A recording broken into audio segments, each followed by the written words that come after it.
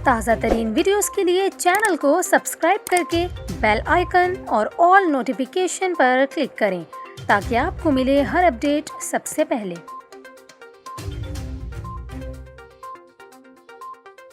और यहाँ पर आपको खबर दें, कराची की मसरूफ़ आई चुंदरीगढ़ रोड पर शाहीन कम्प्लेक्स के करीब कसीरुल मंजिला इमारत में आग लगने का वाक़या पेश आया है। हुकाम का ये बताना है कि आग इमारत की 15वीं मंजिल पर लगी, जिसके बाद इमारत में मौजूद तमाम अमले को बाहर निकाल लिया गया। आपको बताएं, कराची में आई चुंदरीगढ़ रोड पर शाहीन कम्प्लेक्स के करीब कसीरुल मंजिला इमारत में लगने वाली आग पर काबू पा लिया गया है। फायर ब्रिगेड हुकाम का ये कहना है कि इमारत में लगी आग पर काबू पा लिया गया। फायर ब्रिगेड हुकाम के मुताबिक आग बुझाने के लिए एक फायर टेंडर को रवाना किया गया था।